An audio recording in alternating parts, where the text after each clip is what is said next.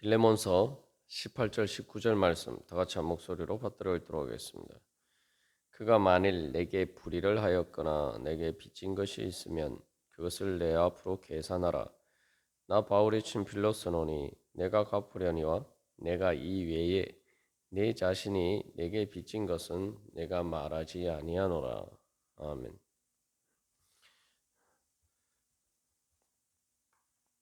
하나님의 은혜를 우리가 어떻게 계산하느냐에 따라서 우리의 삶의 양상이 달라집니다. 우리의 삶의 지평이 달라지고 우리의 삶의 논리가 달라지고 그래서 우리가 이 하나님의 은혜로의 계산으로 내 자신과 또한 세상을 바라볼 때에 세상에 이 전혀 다른 세상이 됩니다. 그것은 하나님의 은혜 앞에서 우리가 은혜의 빛 가운데서 우리가 그 계산 가운데서 우리가 모든 것을 볼 때에 온 세상은 바로 초막이나 궁궐이나 거들이나 하나님 나라가 된다는 것이죠. 모든 어떤 상황 가운데서도 하나님의 은혜로 충만한 그러한 행복한 삶이 됩니다. 그래서 우리가 이 사도 바울이 이게 하나님의 은혜에 대한 계산을 따라서 자기가 오네시모가 빌레몬에게 진 빚을 있으면은 대신 갚겠다. 그렇게 이야기하면서 또한 빌레몬이 바울을 통해서 예수 그리스도께 진 빚에 대해서 이제 언급하고 있는 것에 대해서 살펴보았습니다. 여기서 내가 하나님의 은혜를 마치 백지수표의 액수를 얼마나 적느냐에 따라서 그 백지수표의 가치가 결정되듯이 내가 하나님의 은혜를 얼마나 큰 믿음으로 내가 인정하고 받아들이느냐에 따라서 그 하나님의 은혜의 크기가 실제로 내가 누리고 즐거워할 수 있는 하나님의 은혜의 크기가 달라진다. 우리가 그렇게 나누었습니다. 그래서 이런 예들을 이제 성경에서 여러 군데서 우리가 또 찾아볼 수가 있습니다. 이제 절대적인 기준에서 보면은 이제 예수님께서 마태복음 18장에서 비유하신 것처럼 1만 달란트, 뭐 한 사람이 60만 년 동안 일해야 벌 수 있는 그런 돈의 가치다. 그게 다른 말로 하면은 그래서 예수님께서 말씀하시길 온 천하를 얻고 네 목숨을 잃어버리면은 무슨 소용이 있느냐. 이렇게 말씀하셨는데 말 그대로 우리의 영혼의 생명의 가치는 즉 예수님께서 우리를 구원해 주신 여기 바울이 내 자신을 빌레몬 자신을 비췄다라고 할 때 그 가치는 사실 무한하고 영원한 가치죠. 1만 달란트와 같은 그런 우리가 도저히 계산할 수 없는 또 갚을 수 없는 그런 크기입니다. 이제 절대적인 관점에서 그런데 그것들을 그러면은 1만 달란트와 같은 하나님의 은혜를 우리가 또 그런 귀한 생명을 받았어요. 온 천하보다 더 귀한 것을 우리가 주님께 그 은혜에 빚졌는데 그것을 실제로 어떻게 계산하느냐 보면은 사람들마다 다 틀립니다. 대표적으로 이제 요한복음 12장에서 그 마리아가 향유를 예수님의 발에 붓는 장면이 나오죠. 그때 그 마리아는 그것을 아끼지 않고 보통 이제 머리에 붓는데 그것이 예수님이 너무 귀하시기 때문에 예수님의 발에 그것을 부어도 아깝지 않다라고 생각했어요. 그런데 이제 가룟 유다는 그것을 아깝게 생각했죠. 그러니까 예수님을 팔아버린 거예요.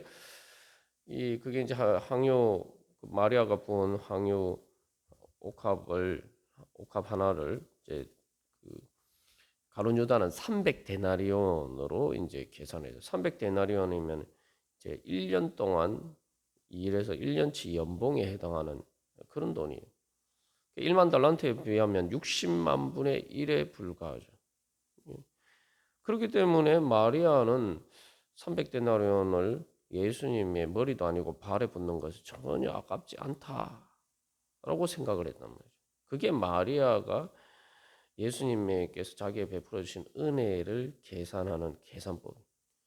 그러나 가룟 유다는 그걸 아깝다라고 생각했어요. 그래서 어떻게 보면 가룟 유다가 은 30에 예수님을 팔아버려요.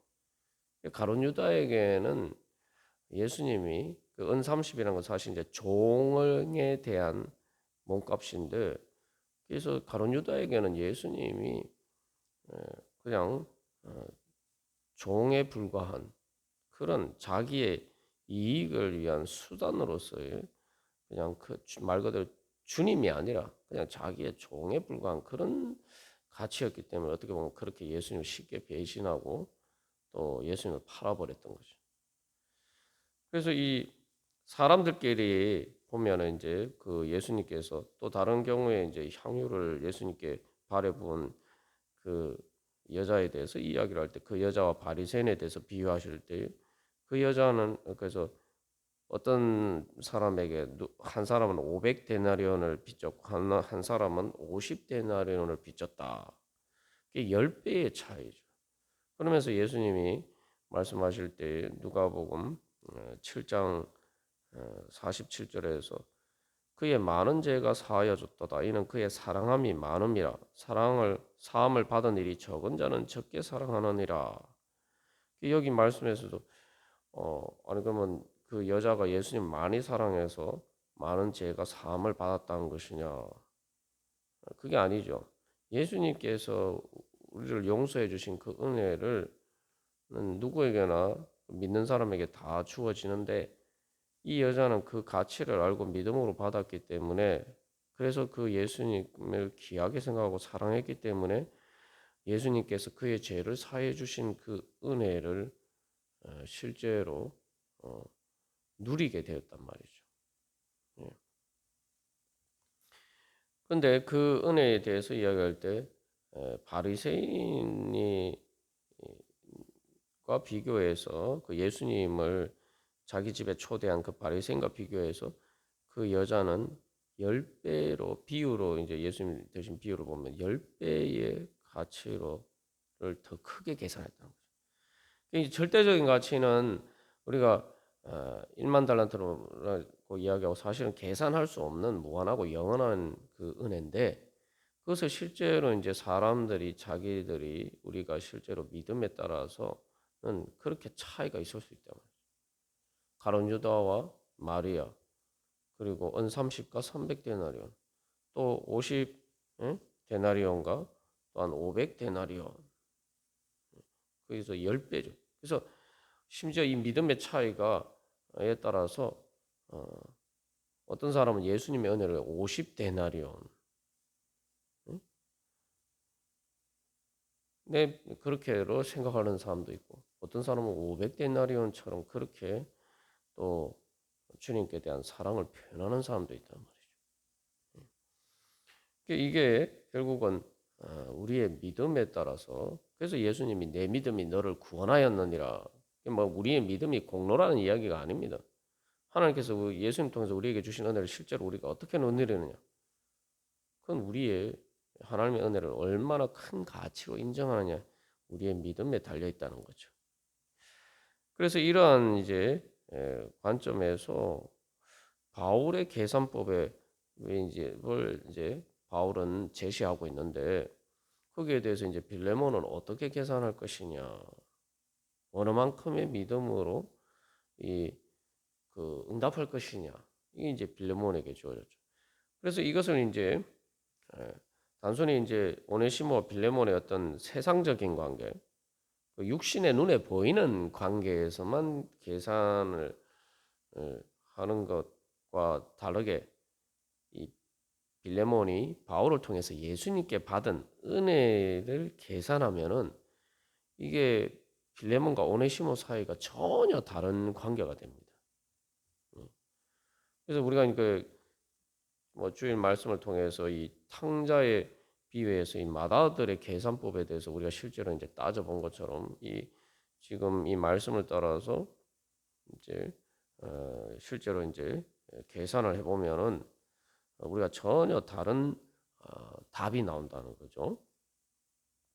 자, 그래서 이제 빌레몬이 정말 뭐 오네시모가 불의를 하였거나 빚진 것이 있다고 생각해서 그것을 내가 받아야 되겠다 이렇게 생각해서 이제 오네시모에게 그것을 요구를 할 때, 그래서 바울이 예를 들면 대신 갚겠다라고 이야기하니까 바울에게 그걸 요구한다면 이제 어떤 양상이 벌어지느냐, 어떤 양상이 펼쳐지느냐, 우리가 한번 생각해 보면은, 자, 첫 번째로 이제 17절에서는 바울이 빌레몬에게 그렇게 이야기해줘. 빌레몬이 오네시모를 받아들일 때에 바울을 영접하듯이 하라.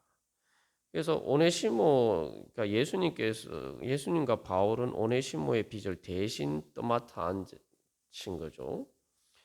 그러니까 이제 바울 빌레몬이 오네시모를 바울 영접하듯이 하면은, 자, 어떻게 됩니까?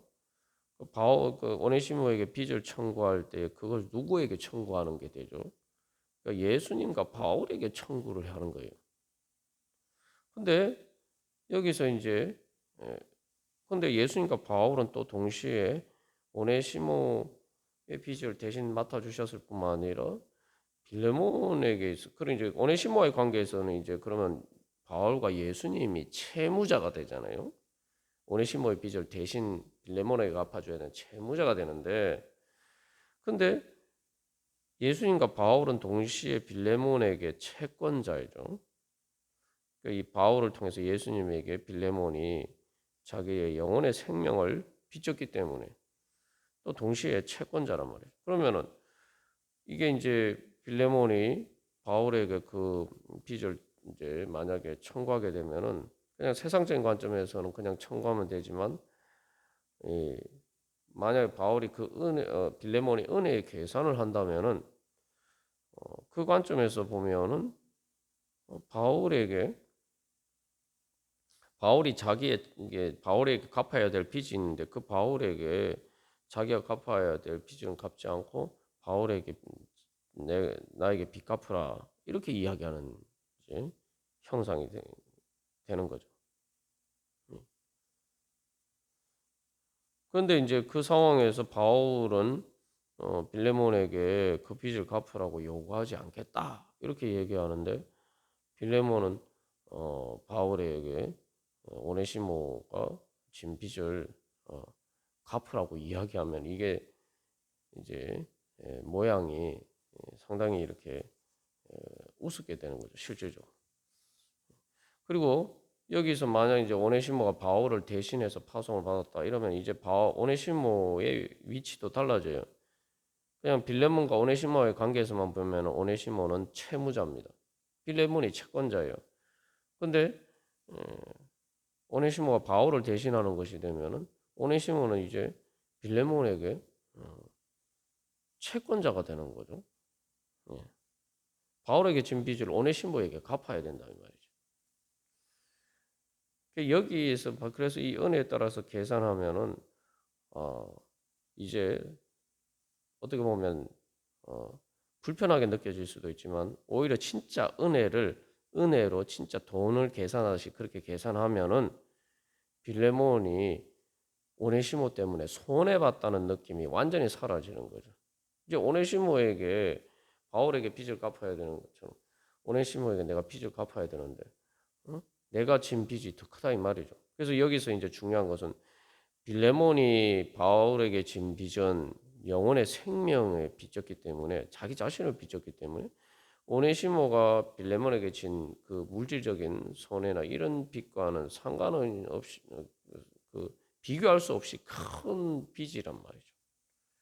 그러니까 바울이 그걸 요구하지 않는다 그러잖아요. 빌레몬에게 그걸 요구를 하지 않는다. 쉽게 말하면 탕감해 준다는 거 아니에요.